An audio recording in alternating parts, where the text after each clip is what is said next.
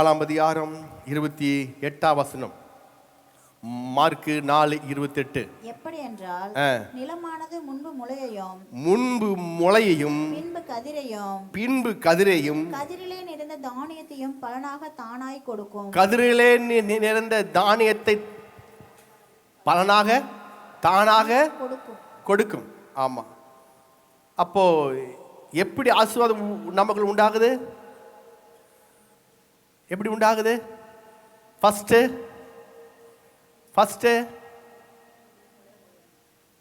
அங்கனப்பட்டுக்கு முன்பு முளை, அப்புறம் கதிரை விளைந்த. அப்போ ஸ்டெப் பை ஸ்டெப் சொல்லுங்க.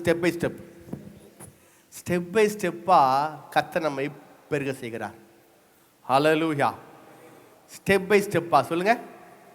ஆமாம், ஒவ்வொரு நாளும் வர வர வர வாரம் ஆக நம்மை கர்த்தர் அவர் செய்கிறாரு.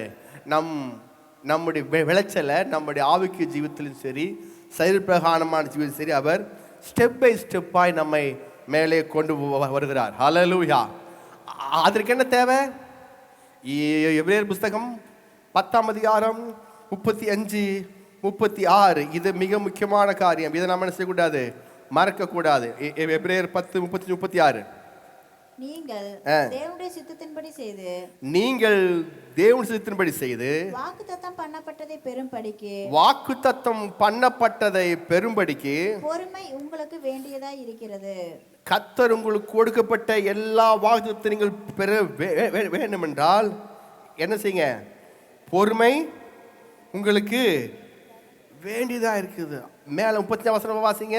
ஆகையால் நீங்கள் மிகுந்தனுக்கு ஏதுவான உங்கள் தைரியத்தை விட்டு விடாதீர்கள். அப்போ தைரியத்தை விட்டு விடாதபடி, அது அந்த தைரியம் என்ன சொல்றது? மிகுந்த பலனுக்கு ஏதுவான உங்கள் தைரியம். சொல்லு, மிகுந்த பலன் சொல்லுங்க. சரியான ஆசீர்வாதம், பயங்கரமான லாபம், மிகுந்த பலன் சொல்லுங்க. கை கூட சொல்லுங்க. மிகுந்த பலன், அதிக லாபம், அதிக ஆசீர்வாதம், அதிக சமாதானம், அதிக சந்தோஷம், மிகுந்த பலனுக்கு ஏதுவான உங்கள் தைரியத்தை விட்டு விடாதபடிக்கு பொறுமை உங்களுக்கு. என்ன நமக்கு தேவை? இதுக்கு சத்தமா சொல்லுங்க. பொறுமை. பொறுமை என்ன சொன்ன? போன வாரம் சொல்லி கொடுத்தது சொல்லுங்க. சீராக சொல்லுங்க. சீராக இருப்பது. எந்த சூழ்நிலையும் என்ன செய்யக்கூடாது? மாறக்கூடாது. ஆமா, சீராக எப்பவும் சொன்னீங்கன்னா அதை அப்படியே என்ன செய்யணும்? சொன்ன வார்த்தையை மாறாதபடி, மாத்தாதபடி அப்படி இருக்கத்தக்கதான ஒரு காரியம்தான் பொறுமை. ஹல்லேலூயா. யார் அப்படி இருந்தா சொல்லுங்க பாப்போம். போன வாரம் சொல்லி கொடுத்தனே, யார் இருந்தா? வார்த்தை உள்ளுக்குள்ளே போய் நினச்சா நாம் மேலே வந்துடுவோம், பார்த்தீங்களா? அதனால தான் பிசாசு செஞ்சிடறான். டோர் விட்டு வெளியே போகும்போது வார்த்தையை வெளியே எடுத்துட்டு மற்றதை எடுத்துட்டு உள்ளுக்குள்ளே வச்சிடறான். மற்றதை எடுத்து உள்ளுக்குள்ளே, ஆமாம் நாளைக்கு பாரு பொழப்ப பாரு அப்படின்னு மற்றதை உள்ளுக்குள்ளே வச்சிடறான். அதான் பாருங்க. ஏன்னா வசனம் உள்ளுக்குள்ளே போச்சுன்னா அது உங்களுக்கு தான் மிகுந்த பலனுக்கு ஏதுவான காரியம் உண்டாயிருமே. அதனால் என்ன செய்யாது? அந்த வசனம் உள்ளே போகாதபடி அவன் ரொம்ப கேர்ஃபுல்லாக பார்த்துக்கிறான். அவன் உங்களை வந்து ரொம்ப ரொம்ப உங்கள் மேலே ரொம்ப அக்கறை. யாருக்கு சொல்லுங்க? பிசாசுக்கு சொல்லுங்க. பிசாசுக்கு. ஆமாம், உங்களை விட உங்கள் மேலே ரொம்ப அக்கறை பிசாசு. அவன் என்ன செய்கிறான்? ரொம்ப அக்கறையாக பார்த்துக்கிறான். என்ன? ஒரு காலும் ஒரு நேரமும் உங்களுக்குள்ள பிரசங்கம் உள்ளுக்குள்ள பதியக்கூடாது. பதிஞ்சா உருப்பிட்டுருவீங்க. அதனால உருப்பிடாமல் இருக்கிறதுக்கு என்ன செய்யணும்? பதியவே கூடாது. தொட்டுக்கோ தொடச்சிக்க. வீட்டில் சமாதானம் இல்லை, சந்தோஷம் இல்லை, இழைப்பாதம் இல்லை, ஆஸ்வாதம் இல்லை, இப்படியே இல்லைன்னு வளர்ந்துட்டு அதுக்கு என்ன செய்யணும்? சர்ச்சுக்கு போ. அங்கே நல்லா என்ன செய்ய? நல்லா அமைதியாக கேளு. சர்ச்சு விட்டு வெளியே வந்தோன்னே அப்படியே மறந்து அடிச்சிரு. அப்படியே சிக்கன் வாங்க போகும்போதே எல்லாத்தையும் மறந்துடு. அப்படியே மட்டன் ஒரு 1/2 kg போடும் போதே எல்லா வார்த்தையெல்லாம் மறந்துட்டு அங்கே என்ன வேணும் எங்க அப்படியே கொஞ்சம் ஒத்துக்கொள்ள புக்கு போடுங்க அப்படி சொல்லி கேட்டு வாங்கிட்டு வீட்டுக்கு போ. அல்லேலூயா. பிரசங்கத்தை அந்த டோரோட விட்டுரு, அந்த வாசலோட விட்டுரு, அதோட முடிச்சிரு. அதுக்கப்புறம் மட்டன், சிக்கன், மீன், கருவாடு, கவுதாரி எதுனோ ஒன்று வாங்கிட்டு போய் சாப்பிட்டு நல்லா தூங்கிரு அப்படின்னு உங்க மேல ரொம்ப அக்கறையா யார் இருக்கா? ஆமா, பார்த்து பொழைச்சிக்குங்க. ஹல்லேலூயா. அப்போ யார் இருந்தா மிகவும் பொறுமையா? போன வாரம் சொல்லி கொடுத்தனே, பக்கம் வந்துட்டீங்க, தானே வந்தீங்க. அப்புறம் அதுக்கப்புறம் சொல்லுங்க, சாத்ராக், மேஷாக், ஆபேத்நேகோ 3 பேர் செஞ்சாங்க. ரொம்ப பொறுமையா இருந்தாங்க பாருங்க. 7 மடங்கு சொல்லுங்க, 7 மடங்கு அக்கினி சூளை ஜாஸ்தி ஆயிட்டே இருக்குது. ஜாஸ்தி ஆக ஆக இவங்க டென்ஷனே ஆகலை பாருங்க. அமைதியா இருந்தாங்க. சரி, நாம் நினைச்சிருப்போம், ஆண்டவரே இந்த அக்கினி சூளை ஒண்ணுமில்லாம இந்த நேச்சார் தலையை ஒட்டைங்காண்டவரே, நாமளும் அப்படிதான் ஜெபம் பண்ணியிருப்போம். சரிங்களா? அவன் ஒண்ணுமே சொல்ல அமைதியா. திரும்ப அக்கினி சூளை போய் போட்டாங்க பாருங்க. அக்கினி சூளை போய் போட்டாங்க. நாம் நினைச்சு ஜெபிச்சிருப்போம், ஆண்டவரே இந்த அக்கினி சூழ்நிலை, இந்த பிரச்சனையை, இந்த ப்ராப்ளத்திலிருந்து என்னை வெளியே கொண்டு வாங்க ஆண்டவரே, தீர்த்து கொள்ளுங்க ஆண்டவரே, இதில் எனக்கு மாற்றும்படி கிருபை செய்யுங்க, இந்த பிரச்சனையை எனக்கு ஆகாதபடி ஆக்குங்க ஆண்டவரே ஜெபிச்சிருப்போம். ஆமாம், ஜெபிக்கவே இல்லை பாருங்க. போட்டாலும் சரி, போட்டினாலும் சரி, என்ன அவர் என்னை விடுவித்தாலும் சரி, விடுவிக்காமல் போனாலும் சரி, நான் சொன்னது மாற்ற, என்னுடைய அறிக்கையை மாற்ற மாட்டேன். அக்கினில் போட்டாங்களா? அக்கினியில் போட்டாச்சா? போட்டோன்னே அக்கினிக்குள்ள போட்டோன்னே ஆண்டவர் என்ன பண்ணிட்டார் தெரியுங்களா? அவரு அக்கினிக்குள்ள அவர் வந்துட்டார் பாருங்க. எப்படிங்க? நான் உன்னை விட்டு விலகுதில்லை. அக்கினிக்குள்ள போட்டோன்னா அக்கினிக்குள்ள அவரு வந்துட்டார். அவர் வந்து இவங்க 3 பேர்த்தோட அவர் வச்சுட்டாரு, விளையாட்டு. ராஜா பார்க்குற, ஐயோ 3 பேர்த்து உள்ள போட்டோம், உள்ளுக்குள்ள இன்னொரு ஆள் அங்க. அது யார்? 4வது ஒரு ஆளு. 4வது ஒரு ஆளு. நான் சொல்றேன், உங்க சூழ்நிலை மத்தியில கர்த்தர் அங்கே அவரும் உங்களோடு இருந்து அவர் உங்களை காப்பாற்றுற தேவனா இருக்கிறார். ஹல்லேலூயா. யோசேப்பை கொண்டு போய் வச்சுட்டாங்க. அங்க சிறைச்சாலையில போட்டாங்க பாருங்க. ஆதியாகமம் புஸ்தகம் 35ஆம் அதிகாரம் நினைக்கிறேன்.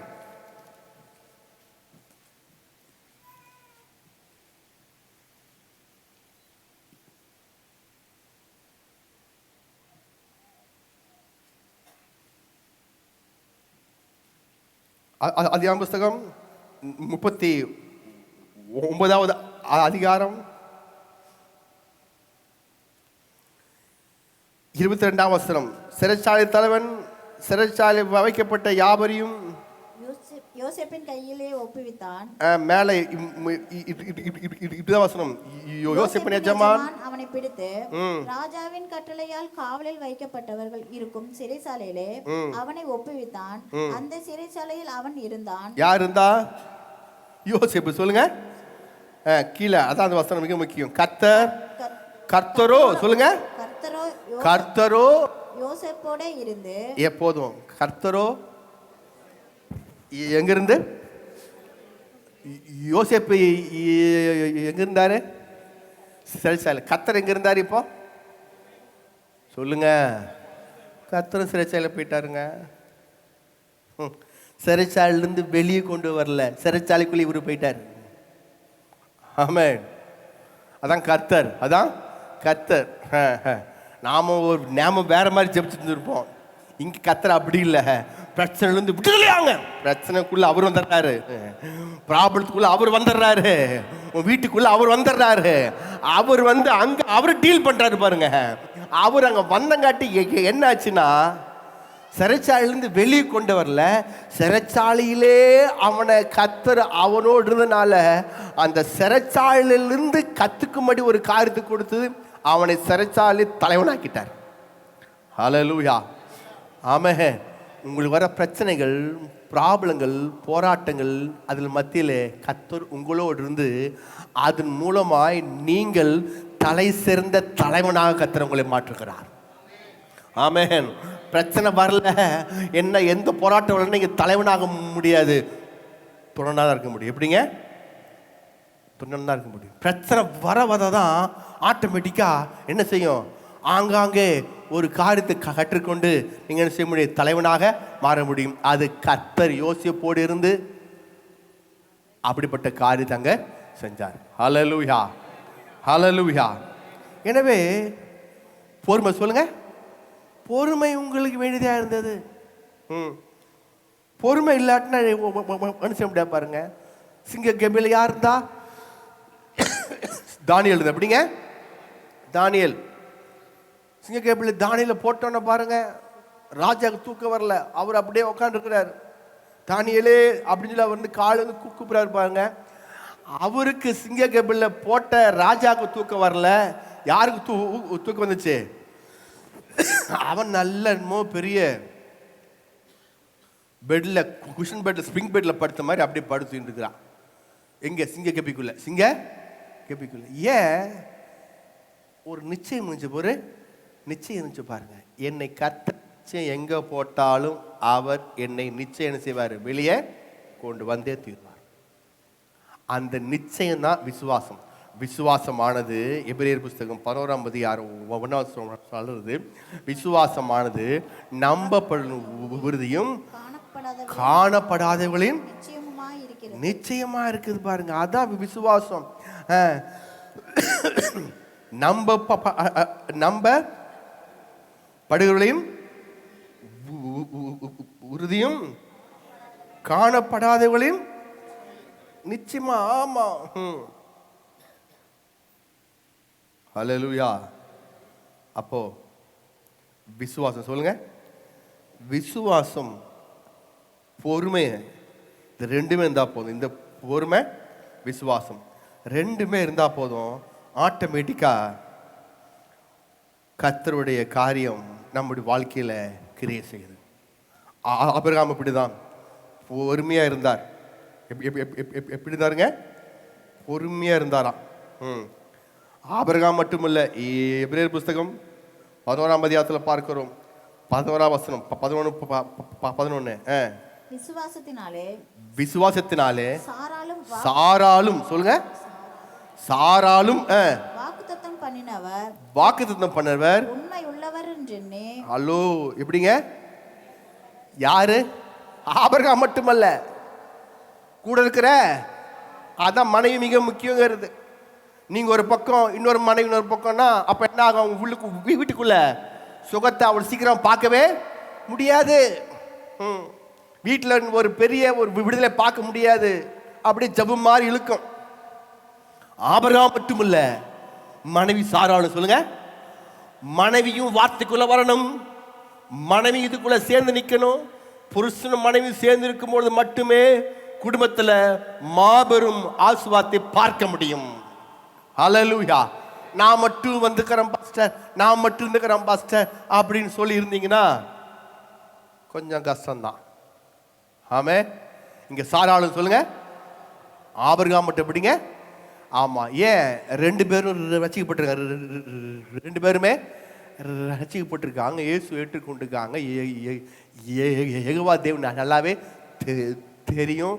சாராலும் வாக்குத்தம் பண்ணப்பட்டவர் உண்மையில நன்றி கற்பந்தரிக்க பலன் அடைந்து வயதுள்ள செல்லாய் இருந்தும் பிள்ளை பெற்றார். அவளுக்குள்ள ஒரு விசுவாசம்.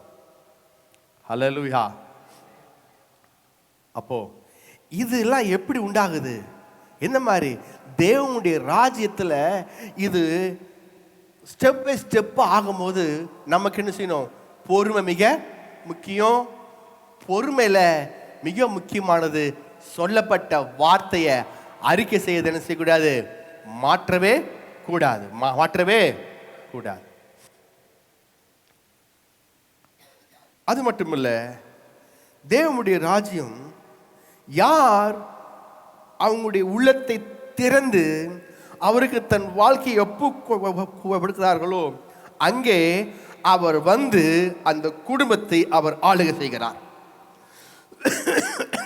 யார் உள்ளத்தை திறந்து அவருக்கு ஒப்புக்கொடுக்கிறார்களோ அவருடைய குடும்பத்தில் வந்து அவர் என்ன செய்கிறார்? அவர் ஆளுகை செய்கிறார். அப்பொழுது ராஜ்யம் ஸ்தாபிக்கப்படுகிறது. அப்பொழுது ராஜ்யம். அப்போ அதுக்கு ஆண்டவர் சொன்னது பாருங்க. இன்னைக்கு அடுத்த பகுதி போகிறோம். மத்தேயு சுவிசேஷம் 6வது அதிகாரம் 3வது வசனம்.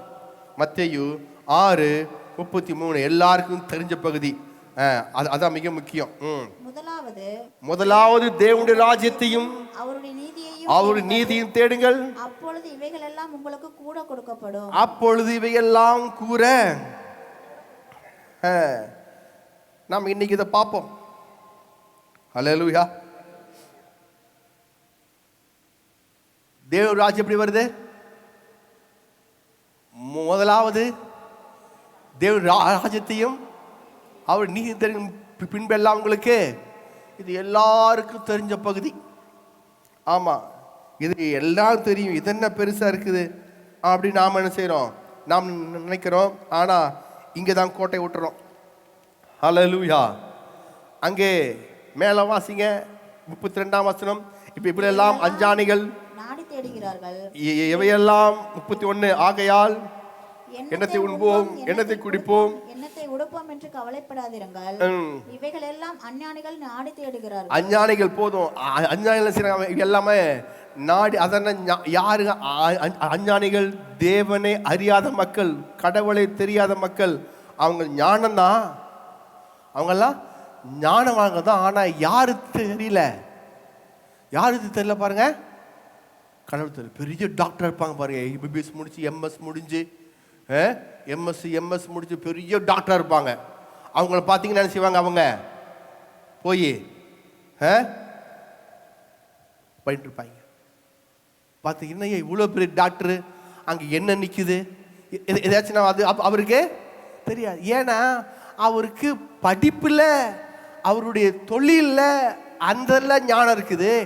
எந்த ஞானம் இல்லை, கடவுள் யார் என்றதான ஞானம் இல்லாதனால தான் அஞ்ஞானிகள். சொல்லுங்க, அஞ்ஞானிகள் நாடி தேடுறாங்க. என்ன ஞானம் தேடுறாங்க? அவங்க எதை தேடுறாங்க? எண்ணத்தை உண்போம், எண்ணத்தை குடிப்போம், எண்ணத்தை புசிப்போம். என்ன சாப்பிட்றது,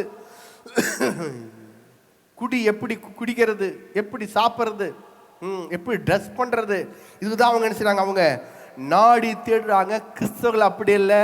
கிறிஸ்தவர்கள் இதுக்கு முக்கியம் தரக்கூடாது, தரமாட்டாங்க. அவங்க முதலாவது தேவனுடைய ராஜ்யத்தை அவங்க செய்வாங்க, தேடுவாங்கன்னு போட்டிருக்கு. அப்போ ஒரு மனுஷனுடைய பிரச்சனை என்ன? ஆழமான பிரச்சனை என்ன? முதலாவது தேவனுடைய ராஜ்யத்தை தேடுவது.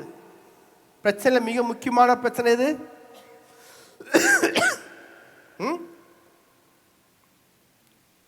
இந்த 33ஆம் வசனத்தில் எது மிக பிரச்சனை? எது மிக மிக முக்கியமான பிரச்சனை எதுங்க? சொல்லுங்க. முதலாவது தான் பிரச்சனை. எனக்கு என்ன பிரச்சனை?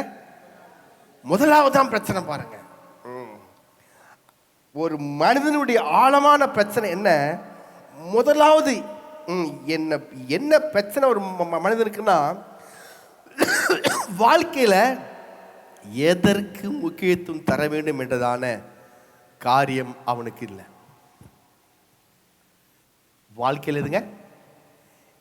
எதற்கு முக்கியத்துவம் தரணும் அது அவனுக்கு தெரிய மாட்டேங்குது. மனுஷன் எதுக்கோ முக்கியத்துவம் தராங்க.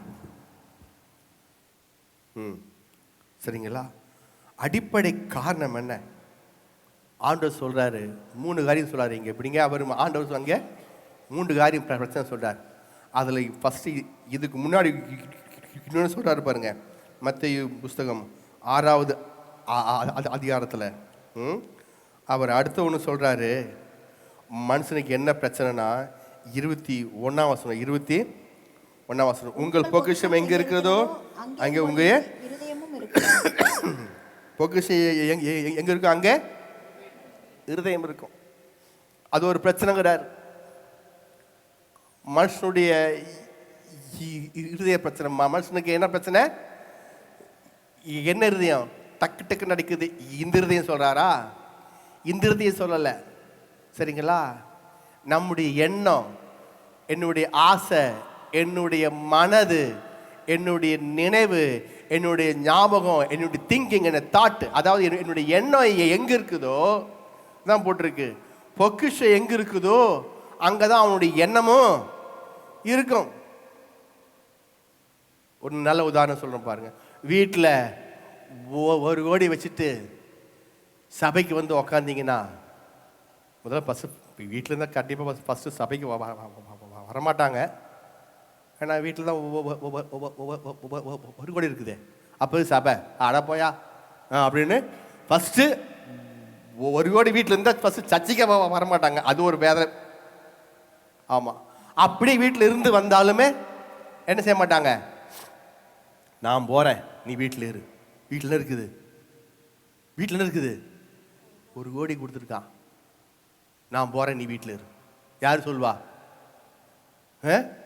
யார் சொல்வா? மனைவி. நான் சர்ச்சுக்கு போகிறேன், நீங்கள் ஆம்பளை வீட்டில் இருங்க. ஐயோ சரி, ஏன்னா ஒரு வேர்டு நீங்கள் பார்த்துக்குங்க சரிங்களா. பாசு தான் யூடியூப் போகிறார்ல, கேட்டுக்குங்க. எதுக்கு வரீங்க சபைக்கு? வீட்டில் இருக்குது ஒரு கோடி. இங்கே வந்துட்டு அந்த அம்மா என்ன செய்யும்? வாட்ஸ்அப்பில் ஹலோ என்ன பண்ணுறீங்க? ஏன் எங்கே இருக்குது உங்கள் பொக்கிஷம்? எங்கே இருக்குதோ உங்கள் பொக்கிஷம் எங்கே இருக்கோ அங்கே உங்களுடைய இங்கே வாட்ஸ்அப் என்ன பண்ணுறீங்க? பத்திரமா இருக்கா இல்லையா? சாப்பிட்டீங்களா? நான் வர தூங்காதீங்க, தூங்கிடாதீங்க, நல்லா இருட்டுக்கு டோரை பூட்டிக்குங்க, யார் பேசிச்சாலும் திறக்காதீங்க அப்படின்ட்டு ஒரு போட்டு அப்படி உட்காந்து அல்லேலூயா சோத்திரம் ஆமேன் ஆமேன் அப்படி பார்க்கணும். அல்லேலூயா. அவர் ஒன்று மெசேஜ் ரிப்ளை தரணும்ல, ரிப்ளை பண்ணிட்டாரா பார்த்தாரா, டிக் வந்துருச்சா பார்க்கறது. வந்துருச்சு மனசு சென்சன் ஆட்டுங்க. இப்போ எப்படி இருக்குது? என்னாச்சு? இப்போ பணம் எங்கே இருக்குது சொல்லுங்க? வீட்டில் இருக்குது. வீட்டில் யாரு காவல் இருக்கா? வீட்டுக்காரர். இந்த அம்மா இங்கே வந்து என்ன செய்யுது? மெசேஜ் கொடுத்து. இப்போ இந்த அம்மாவுக்கு எங்கே இருக்கு மனசு? எங்கே இருக்குது? எண்ணங்க இருக்குது? அதாங்க சொல்றாரு, உங்களுடைய பொக்கிஷம் எங்கே இருக்குதோ அங்கே தான் இருதயம். இருதய பிரச்சனை. எங்கே இருதயம் இருக்குன்னு தெரியாம வேற பக்கமெல்லாம் இருதயம் இருக்குது. உங்க இருதயம் எங்கெங்கயோ இருக்குது. ஆனால் சர்ச்சில் உட்காந்துக்கிறோம், இருதயம் என்ன செய்யுது? வேற எங்கெங்கயோ இருக்குது. இருதய பிரச்சனை, இருதய பிரச்சனை சரிங்களா. இது 3 நம்ம பார்க்க போகிறோம் சரிங்களா. அதில் ஃபஸ்ட்டு மட்டும் நீங்கள் பார்த்து முடிச்சிடும். அதுக்கப்புறம் 2வது காரியம். ஃபஸ்ட்டு என்ன பிரச்சனை? மத்தேயு 6:33 சொல்லுங்க. முதல்ல பிரச்சனை வாழ்க்கையில் எதை ஃபஸ்ட்டு வைக்கணும்னு தெரியல, அதான் முதலிடம் வைக்கணும்னு தெரியாதனால அந்த பிரச்சனை ஃபஸ்ட்டு. 2வது என்னுடைய இருதய பிரச்சனை. என்னுடைய எண்ணத்தை எங்கே வைக்கணும், என்னுடைய ஞாபகத்தை, என்னுடைய யோசனையை, என்னுடைய மனதை எங்கே வைக்கணும்னு மனுஷங்க செய்யல தெரியல. 2வது பிரச்சனை. 3வது பிரச்சனை இங்கே போட்டிருக்கு, கீழே வாசிங்க 22வது வசனம். கண்ணானது சரீரத்தின் விளக்காய் இருக்கிறது. உன் கண் தெளிவாய் இருந்தால் உன் சரீரம் முழுவதும் வெளிச்சமாய் இருக்கும். இங்க கண்ணு பத்தி சொல்லுங்க. இங்க கண்ணு அப்பனா எது? நான் எப்படி இந்த இருதயம் சொன்ன பாருங்க. இந்த இருதயம் இல்லைங்கும் போது இந்த கண்ணு இல்லை, இந்த கண்ணு அல்ல, இந்த கண்ணை சொல்ல அவரு. இந்த கண் பிரச்சனை தான் எடுத்து கண்ணாடி போட்டுக்கலாமே சரிங்களா. கண்ணுன்னா நாம் நினச்சிட்டோம் படிக்கும் போது கண்ணு பிரச்சனை, உன் கண்ணானது சைறு வேலைக்குமா. அப்போ கண் பிரச்சனை என்ன அப்படின்னா உங்களுடைய கண்ணோட்டம் சொல்லுங்க. கண்ணோட்டம் பிரச்சனை. மனுஷனுக்கு கண்ணோட்டம் கண் கோளாறு பாருங்க. கண் கோளாறுனா எப்படி புரிந்து கொள்றீங்க, எப்படி பார்த்து புரிந்து கொள்றீங்கிற பிரச்சனை இருக்குது. ஆமாம், வாழ்க்கையில் என்ன வாழ்க்கையை எப்படி புரிந்து கொள்றீங்க, பணத்தை பார்க்குற விதம் எப்படி, வேலையை பார்க்குற விதம் எப்படி, திருமணத்தை பார்க்குற விதம் எப்படி, பிள்ளைகளை பார்க்கிற விதம் எப்படி, குடும்பத்தை பார்க்கிற விதம் எப்படி, அந்த அந்த அந்த பார்க்கிற விதத்துல பிரச்சனையா இருக்குதுங்க. நீங்க எதனமோ ஒன்று பார்த்துட்டு தப்பா புரிஞ்சு கொள்றீங்க. அதனால உங்களுடைய கண் பிரச்சனை டபுளா தெரியுது. சிலவங்களுக்கெல்லாம் சந்தேகமாவே பார்க்குறாங்க. எப்படிங்க இருக்குமோ மாட்டுருங்க. பார்க்கும்போதே பிரச்சனை. எது பார்த்தாலும் வேற மாதிரி பார்க்கறது, வேற மாதிரி யோசிக்கிறது. அதான் 3 பிரச்சனை சொல்றாரு. 3 பிரச்சனை சொல்றாரு. இந்த 3 பிரச்சனைய இங்க ஒவ்வொன்றாய் நாம் என்ன செய்ய போகிறோம் இங்கே இன்றைக்கி நாம் பார்க்க போகிறோம். ஃபஸ்ட்டு பிரச்சனை எப்படிங்க? முதலாவது சொல்லுங்கள். முதலாவது, இந்த எது முக்கியம் ஒரு மனுஷனுக்கு வாழ்க்கையில்? அடிப்படையான காரியம் என்ன? முதலாவது அவனுடைய வாழ்க்கையில் எதை எடுத்து வைக்கணும் அப்படின்னு அவனுக்கு தெரியதில்லை. ஆமாம், அவனுக்கு எல்லாமே தெரியுது. மேக்ஸ் தெரியுது, சயின்ஸ் தெரியுது, உலக அறிவு தெரியுது, பிஸ்னஸில் நல்லாவே தெரியுது. ஆனால் முதல்ல எதை வைக்கணுங்கிறது அவனுக்கு புரிய மாட்டேங்குது, விளங்க மாட்டேங்குது. முதலாவது ஒன்று காரியத்தை நீங்கள் சரிப்படுத்திட்டீங்கன்னா வாழ்க்கை முழுக்க சரியாயிரும். முதல் கோணல் முற்றிலும் கோலங்கிற மாதிரி நம்முடைய வாழ்க்கையில் என்ன பிரச்சனை அப்படின்னா, முதல்ல எதை வைக்கணுங்கிற எண்ணம், எதை முக்கியப்படுத்தணுங்கிற காரியம் அவனுக்கு தெரிய மாட்டேங்குது. தப்பான ஒரு காரியத்தை ஃபஸ்ட்டு வச்சிடுறது. சரிங்களா? அப்போ தப்பான காரியத்தை ஃபஸ்ட்டு வச்சோடனே வாழ்க்கையே தப்பாக போயிடுச்சு, வாழ்க்கையே தாறுமாறாக போச்சு, வாழ்க்கையே ஒழுங்கினம் இல்லாமல் ஆகிடுச்சு, வாழ்க்கையே திசை கெட்டு தறிகெட்டு போகுது. ஏன்னா முதலாவது எது என்று அவனுக்கு புரியவில்லை, அது அவங்களுக்கு தெரியறதில்லை. அதனால தான் அவனுடைய வாழ்க்கையில் மிக முக்கியமான காரியம் அதை என்ன செய்ய ஆண்டவர் டீல் பண்ண சொல்கிறார். முதலாவது அவனுக்கு என்னன்னு தெரியாதனால இப்போ அந்த மனுஷனுக்கு ஆழமான பிரச்சனை. என்ன பிரச்சனை அப்படின்னா, எதை ஃபஸ்ட்டு வைக்கணும்னு அவனுக்கு தெரியறதில்லை. ஹல்லேலூயா, ஆமே. சொல்கிறாங்க, அப்படிலாம் ஒன்றும் இல்லை பாஸ்டர், நாங்கள்லாம் முதல்ல என்ன செய்கிறோம், கத்தை தான் வச்சுருக்கோம், அதுதான் பாஸ்டர் நாங்கள் செய்கிறோம், சபைக்கு வந்திருக்கோம், கத்தர் முக்கியத்துவம் நாங்கள் தரோம்ல அப்படின்னு சொல்கிறாங்க. நான் சொல்கிறேன், முதலாவதுங்கிற காரியங்கிறது உங்களுடைய மனதும் இருதயமும் மிக மிக முக்கியமான காரியம். மனதும் இருதயம் மிக மிக முக்கியம். அதான் போட்டிருக்கு, கர்த்தர் நல்லவர் என்பதை ருசித்து பாருங்க, அவர் மேல் நம்பிக்கை இருக்கிற மனுஷன் பாக்கியவான். அப்போ கர்த்தர் நல்லவர் என்பதை நாம ருசித்து பார்க்கணும் பாருங்க.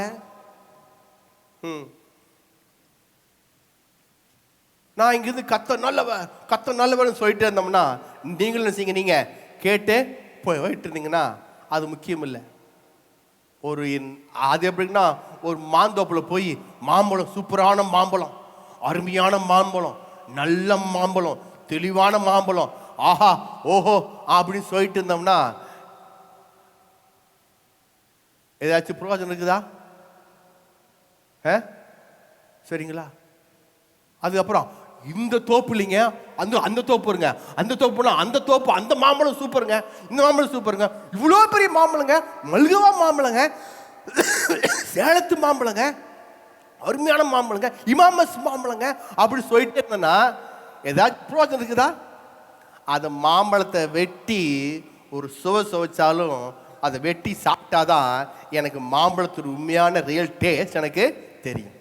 தான் சொல்கிறேன், அந்த மெசேஜ் ஆஹா ஓஹோ, இந்த மெசேஜ் ஆஹா ஓஹோ, அப்படி ஓஹோ இப்படின்னு எல்லா மெசேஜும் யூடியூப்ல வரும், நீ கேட்டே இருக்கலாம். 5 பைசா பிரோஜனம் இருக்காது. ஏன் பிரோஜனம் இருக்காதுன்னா, நீங்க அதான் வெட்டி சாப்பிடலையே, மாம்பழத்தை வெட்டி நீங்க சாப்பிடலையே, அந்த ருசி உங்களுக்கு தெரியலையே. சும்மா எல்லா மெசேஜும் கேட்டு ஒவ்வொரு தோப்புக்கா போக வேண்டியது, தோப்பை பார்த்து ஆஹா ஓஹோங்க வேண்டியது, ஏதாச்சும் பிரோஜனம் இருக்குதா? இல்லை. ஹல்லேலூயா, ஆமென். வாழ்க்கை மாற வேண்டும் என்றால் முதலாவது கர்த்தர் நல்லவர் என்றதான காரியத்தை நீங்கள் ருசித்து பார்க்க வேண்டும். எண்ணங்கள் மிக மிக பிடிங்க. எண்ணங்கள் முதல்ல மனுஷனுடைய எண்ணம் மிக முக்கியம். நீதிமொழி புஸ்தகம் 23ஆம் அதிகாரம் 7ஆம் வசனத்தில் பார்க்கும் பொழுது, எடுத்து வாசிங்க டக்குன்னு, 23:7 நீதிமொழிகள். அவன் இருதயத்தின் நினைவு எப்படியோ, அவனுடைய இருதயத்தின் நினைவு எப்படி இருக்குதோ அப்படியே அவன் இருக்கிறான். அப்படி என்ன செய்யறான்? அவன் இருக்கிறான் பாருங்க. இருதயத்தின் நினைவு எப்படி இருக்குதோ அப்போ ஒரு மனுஷன் இருதயத்தினுடைய எண்ணங்கள் மேல இருக்கிறான் பாருங்க. அதான் இங்க போட்டிருக்கு, அவன் தேவனை தெரிந்து கொள்ளாத மனுஷன், தேவன் யாரும் தெரியாத மனுஷனுடைய எண்ணம் எப்படி இருக்குன்னா, எபேசியர் புஸ்தகம் 4ஆம் அதிகாரம் 17, 18, 19. எபேசியர் 4, 17, 18, 19. ஆதலால் கர்த்தருக்குள் நான் உங்களுக்கு சாட்சியாக சொல்லி எச்சரிக்கிறது என்னவெனில், மற்ற புறஜாதிகள் தங்கள் வீணான சிந்தையிலே நடக்கிறது போல நீங்கள் இனி நடவாமல் இருங்கள். இனி நீங்க என்ன செய்யாதீங்க, எதையோ சிந்தித்து முதலாவதுங்கிற இடத்துல வேற எதையோ வச்சுக்கிட்டு எதையோ யோசிச்சுட்டு அப்படி போகாதீங்க. அவர்கள் புத்தியில் அந்தகாரப்பட்டு தங்கள் இருதய கடினத்தினால் தங்களில் இருக்கும் அறியாமையினாலே, அவர் புத்தியில் அந்தகாரப்பட்டு தங்கள் இருதயத்திலுடைய அந்தகாரப்பட்டு தேவனுடைய ஜீவனுக்கு அந்நியராய் இருந்து உணர்வில்லாதவர்களாய் சகலவித அசுத்தங்களையும் ஆவலோட நடப்பிக்கும்படி தங்களை காம விகாரத்திற்கு ஒப்பு கொடுக்கிறார்கள். அவன் மனுஷன் எப்படி இருக்கிறான்னா, அவன் வேற மாதிரி எண்ணம் வைக்கிறான். அவனுடைய எண்ணமே வித்தியாசமா இருக்கு. முதல்ல எதை வைக்கணும்னு தெரிய மாட்டேங்குது. அவன் முதல்ல எதையோ வைக்கிறான் பாருங்க. வீணான சிந்தை, புத்தியில் அந்தகாரம், இருதய கடினம், தேவன் யார் என்பது அறியாம இருக்குது. எந்த விதமான உணர்வுங்கிறது இருக்காது. எப்படிங்க? அல்லேலூயா. எந்த விதமான பாட சொன்னா, கர்த்தர் நல்லவர் எந்தன் வாழ்வேனில் ருசித்து நான் என்றும் பாடிடுவேன். யாருக்கு பாடுறாரு தெரியல. அல்லேலூயா. ஏன் ருசிக்கல? கர்த்தரை ருசிக்கல. அல்லேலூயா. முதல்ல எதை வைக்கணும்னு தெரியல. நம்மளுடைய இருதயத்தில், எண்ணங்கள்ல முதல்ல மனுஷனுடைய பிரச்சனை இதான் பாருங்க. அவங்க ஃபர்ஸ்ட் எழுந்துடுறாங்க, ஃபர்ஸ்ட் ஜெபிச்சிடுறாங்க, ஃபர்ஸ்ட் எல்லாம் பண்ணிடுறாங்க. இதெல்லாம் செயல்படுறீங்க. இருதயத்தில், எண்ணத்தில் எதை வைக்கிறீங்க மிக முக்கியம். எப்படிங்க? எண்ணத்தில் எதை வைக்கிறீங்க மிக முக்கியம். ஹல்லேலூயா. முதல்ல சொல்லுங்க, முதல்ல கர்த்தருக்கு சொல்லுங்க. அது எப்படிங்க பாஸ்டர் நீங்க சொல்றீங்க? இப்போ நான் சொல்றேன் கேட்டுங்க. இப்பமே டெஸ்ட் பண்ணிடலாம். இப்போ நீங்கள் ஃபர்ஸ்ட்ல கர்த்தரை வச்சுருக்கீங்களா இல்லைன்னு சொல்லி இப்போ நான் சொல்கிறேன் பாருங்க. நீங்களே டெஸ்ட் பண்ணிக்கணும். நீங்கள் கையை தூக்க வேணாம், ஒன்று தூக்க வேணாம். டெஸ்ட் பண்ணலாமா? ஞாயிற்றுக்கிழமை காலையில் இருந்து சொன்னேன், ஒரே பனியாக இருக்குல்ல, இன்னைக்கு வேணாம் போ, நாளைக்கு அடுத்த வாரம் பார்த்துக்கலாம். அடுத்த வாரம் பார்க்கும்போது ஒரே மழை வர மாதிரி தெரியுது இல்லை, அடுத்த வாரம் பார்த்துக்கலாம். அதுக்கு அடுத்த வாரம் வரும்போது ஞாயிற்றுக்கிழமை மழையும் இல்லை, வெயில் இல்லை, ஆனால் ஒரு மாதிரி சலிப்பாக இருக்குது, இன்னைக்கு தான் லீவ், அடுத்த வாரம் பார்த்துக்கலாம்.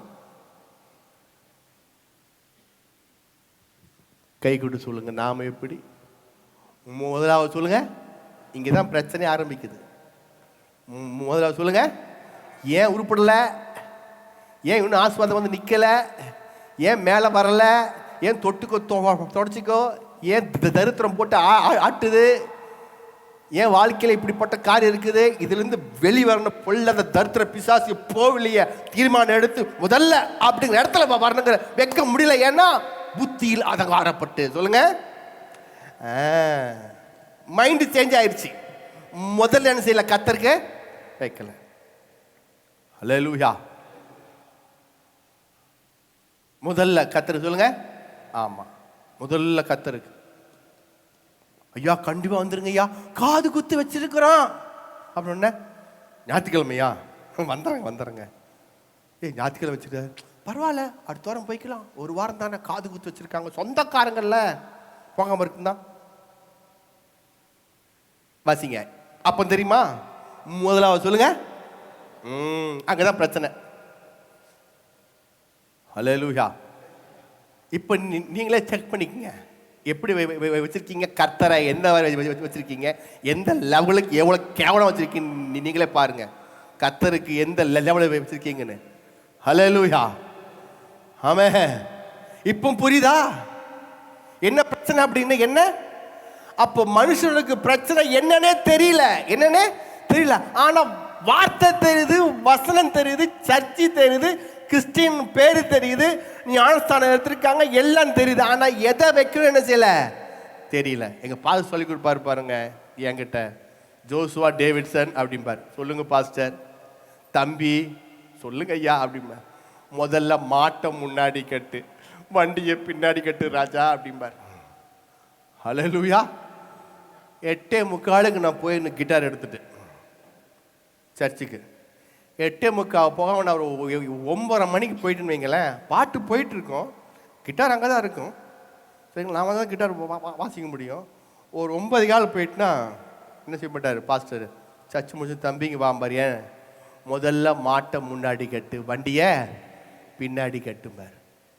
எல்லா கிறிஸ்தவங்களுக்கும் என்ன செய்றாங்க, வண்டியை முன்னாடி கட்டிட்டு மாட்டை பின்னாடி கட்டிட்டு மாட்டை போட்டு அடிக்கிறாங்க. ஸ்தோத்திரம் ஸ்தோத்திரம் அல்லேலூயா, இறங்குங்க ஆண்டவரே, கிருபை செய்யுங்க ஆண்டவரே.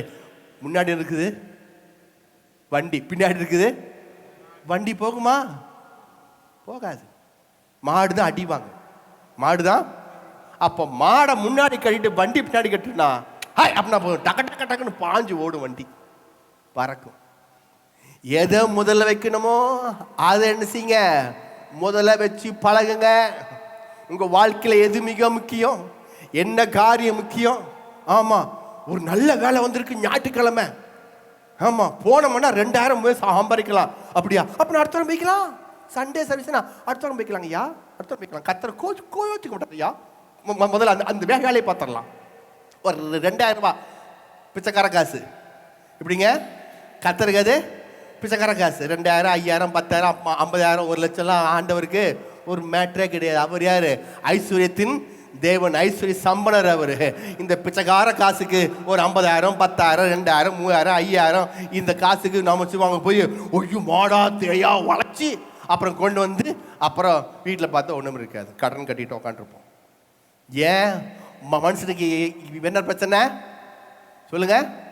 முதலாவது என்ன வைக்குன்னு தெரிய மாட்டேங்குது. முதலாவது வேலையை வச்சிடறாங்க, முதலாவது பணத்தை வச்சிடறோம், முதலாவது அவங்களுடைய ஃபங்க்ஷனை வச்சிடறோம், முதலாவது என்ன செய்வோம் அவங்களுடைய மற்ற காரியங்கள்லாம் ஃபர்ஸ்ட்ல வச்சிடறோம். கத்தரை ரெண்டாவது வச்சிடறோம்.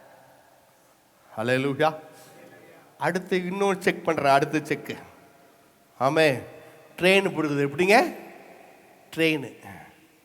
ட்ரெயினுக்கு போகும்போது முதலாவது ட்ரெயினு பிடிக்க போகும்போது செய்வீங்க நீங்கள், அட போய்க்கலாயா 9 மணிக்கு ஏற்காடு எக்ஸ்பிரஸ்ஸு கிளம்புறான், ஒரு 9:30 மணிக்கு போனோன்னா ட்ரெயினு பேரா போகுது, பங்காளி தான் வண்டி ஓட்டுறான், அப்படி போவீங்களா சொல்லுங்க?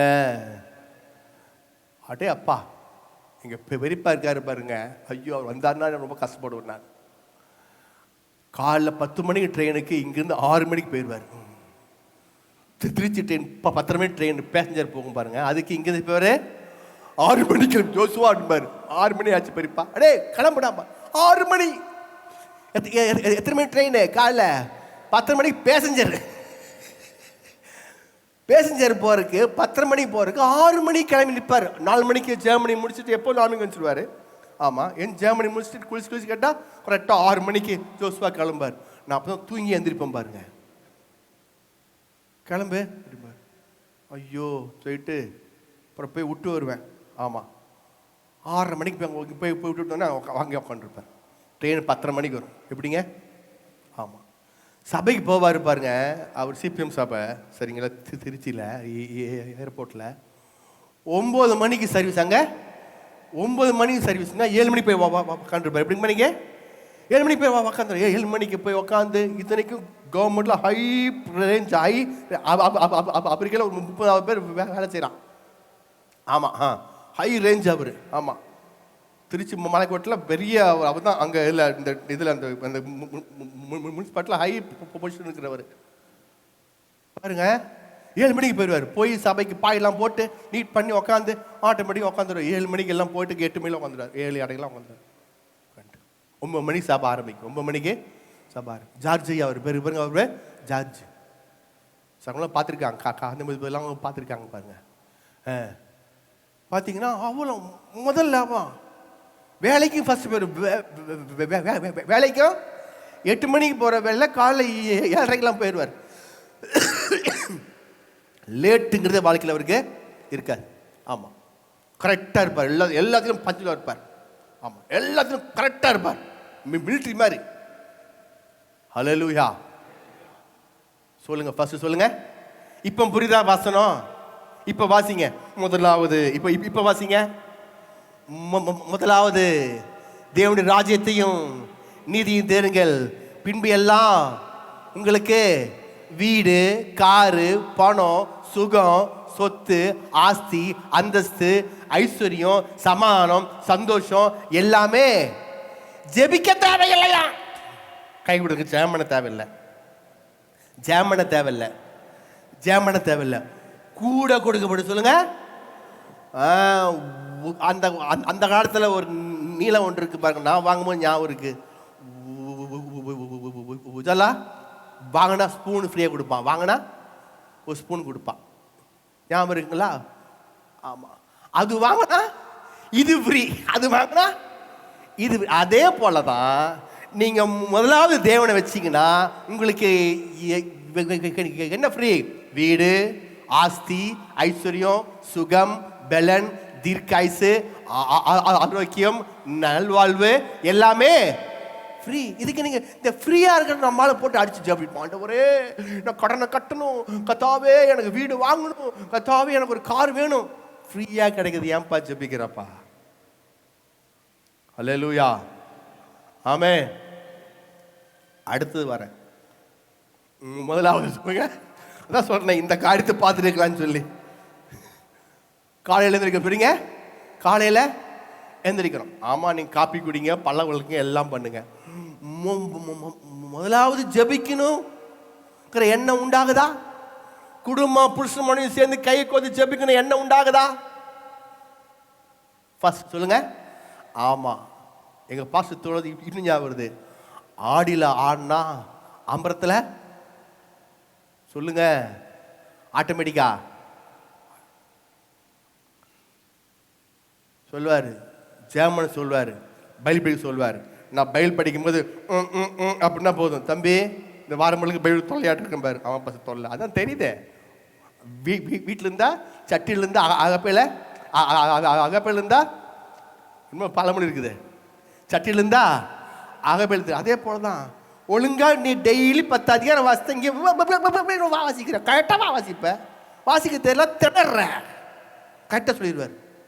பைபிள் படிக்க சொன்னார். மேடம் ஜெபம் பண்ணுங்க. என்ன பண்ண தம்பி ஜபிக்கல இந்த வாரம் முழுக்க ஜபிக்கல பாஸ் தெரியுதே. முதலாவது என்ன வச்சிருக்க வீட்டில், லட்சணம் வீட்டில் எப்படி இருக்குன்னு இங்கே தெரியுது. அல்லேலூயா. புரிதா புரியலீங்களா? கை கூட சொல்லுங்க. புரிதா புரியலையான்னு கேளுங்க. புரிதா புரியலையா? புரிதா புரியலையா? அதான் சொல்றேன். ஃபர்ஸ்ட் சொல்லுங்க. முதலாவது சொல்லுங்க.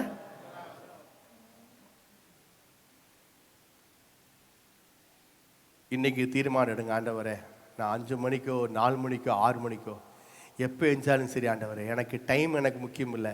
இருந்துச்சுன்னா நான் முதல்ல ஜெபிக்க ஆரம்பிக்கிறேன். ஆமாம், கர்த்தர் ராம் முழுது ஜெபிச்சு அதிகாலையும் ஜெபிச்சிருக்கார். ஹல்லேலூயா, ஆமே. அவர் எபிரேயர் புஸ்தகம் 7ஆம் அதிகாரம்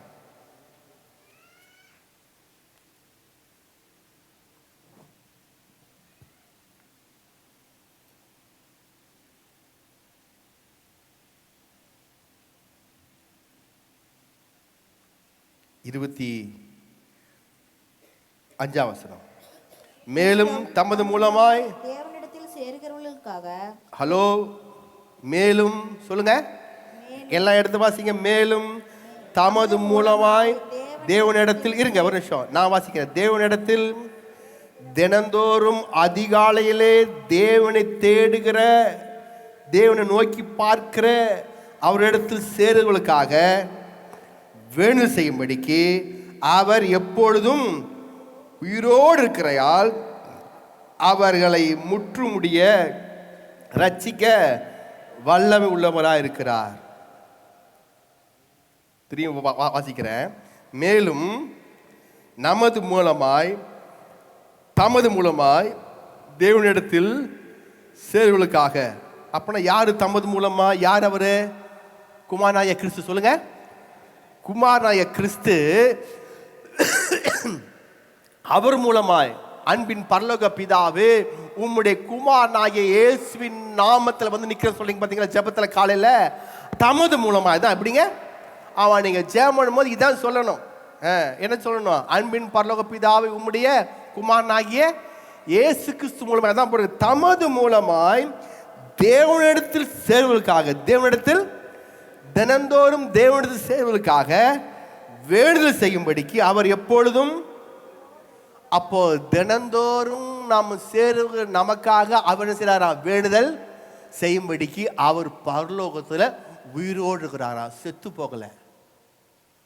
அவர் தேவன் யார்? அவர் உயிரோடு பரலோகத்தில் இருக்கிறாரு. இருந்து அவர் என்ன பண்றாரா?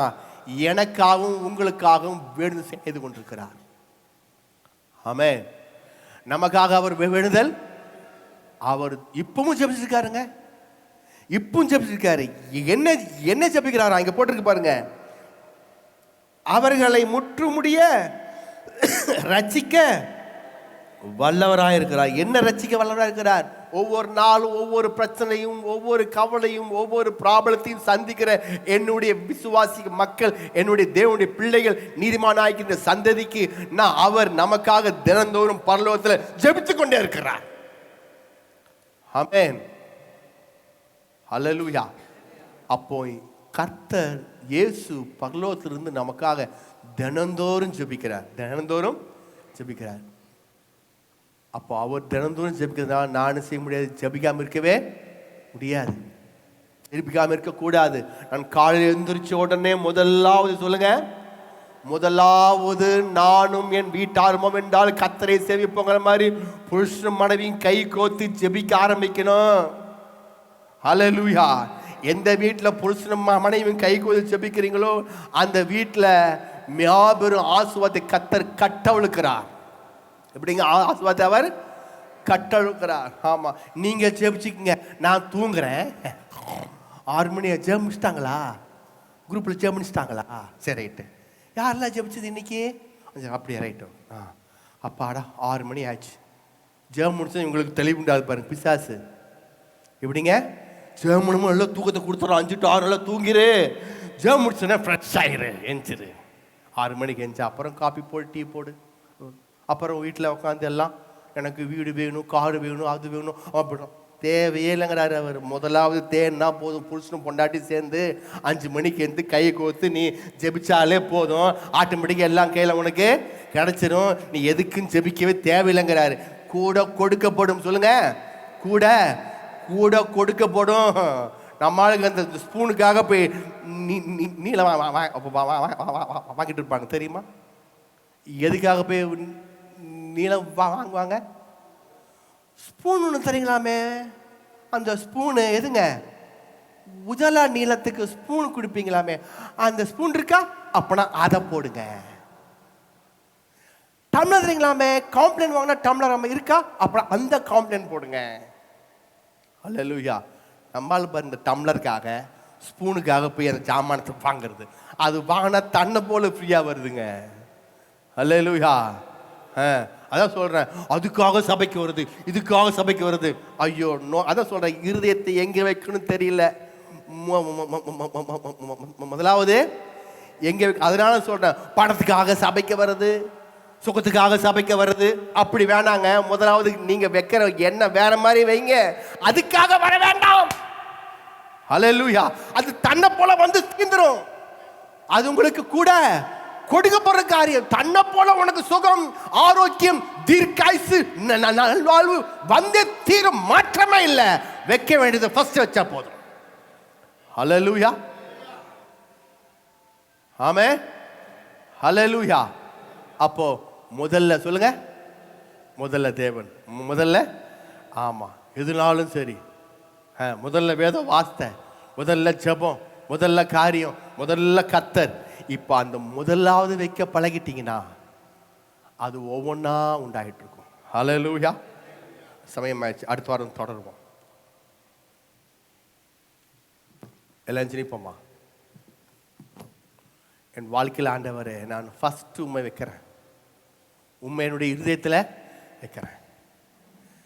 நான் தேவனை நோக்கி பார்க்கறதுக்கு பணத்துக்காகவோ உடைக்காகவோ அதுக்காக நான் தேவனை தேடாதபடி என்னுடைய முழு இருதயத்தோடும் முழு ஆத்மாவோடும் முழு மனதோடும் அன்பு செலுத்தும்படி எனக்குள்ள உண்டு பண்ணுங்க ஆண்டவரே. எனக்குள்ள அந்த அன்பின் ஊற்று உண்டாகட்டும் ஆண்டவரே. அந்த அன்பு எனக்குள்ள பொங்கட்டும் ஆண்டவரே. அன்பினாலே செய்கிற ஒவ்வொரு காரியத்துக்காக நாங்கள் செபிக்கிறோம் ஆண்டவரே. எனக்குள்ள அன்பின் நதி பாயட்டும் ஆண்டவரே. மற்றதுக்காக நான் தொழுது கொள்ளாதபடி கர்த்தாவே, கூட கொடுக்க போறதுக்காக நான் தேவைப்படி சுவாமி அதுக்காக செபிக்காதபடி முதலாவது உண்மை மட்டும் வைக்கும்படி கிருபை செய்யுங்க. கண்களை மூடுவோமா? ஹல்லேலூயா, ஹல்லேலூயா, ஹல்லேலூயா. துதிக்கிறோம், சோத்தரிக்கிறோம், துதிக்கிறோம், சோத்தரிக்கிறோம், துதிக்கிறோம், சோத்தரிக்கிறோம். ஜெபம் பண்ணுவோமா? அன்பின் பரலோக பிதாவே, உமது குமாரனாகிய இயேசு கிறிஸ்துவின் மூலமாய் உம்முடைய சமூகத்தில் வருகிறோம் ஆண்டவரே. நீ நல்லவர், வல்லவர், போதுமானவர், நேற்றும் இன்றும் என்றும் மாறாத தேவனாய் இருப்பதற்காய் நன்றியோட துதிக்கிறோம். நீர் அன்புள்ளவர் ஆண்டவரே. நாங்கள் இன்று கேட்ட வார்த்தையின் பிரகாரம் முதலாவது தேவனுடைய ராஜ்யத்தையும் நீதியும் தேடுங்கள், மற்றவர்களெல்லாம் உங்களுக்கு கூட கொடுக்கப்படும் என்று சொன்னீர் ஆண்டவரே. எல்லாவற்றிலும் உடைய முதலாவது வைக்கக்கூடிய கர்த்தாவே கிருபைகளை இங்கு வந்த ஒவ்வொருவருக்கும் கொடுக்கும்படியாய் நாங்கள் ஜெபிக்கிறோம் ஆண்டவரே. கர்த்தாவே, அப்படிப்பட்ட கிருபையை தந்ததற்காய் நாங்கள் நன்றி செலுத்துகிறோம். நாங்கள் எதை செய்தாலும் முதலாவது உம்மை வைத்துவிட்டு செய்யும் பொழுது கர்த்தாவே எல்லாவற்றிலும் வெற்றியை எங்களுக்கு தருகிறவராய் இருக்கிறீர் ஆண்டவரே. முதலாவது உம்மை தேடும் பொழுது கர்த்தாவே மற்றவைகள் எல்லாம் எங்களுக்கு ஆண்டவரே கூட கர்த்தாவே நீர் கொடுக்க போவதற்காய் நன்றி. First seek the kingdom of God, that everything will add unto you ன்னு சொல்லி கர்த்தாவே இங்கிலீஷ்ல நாங்கள் பார்க்கிறோம்.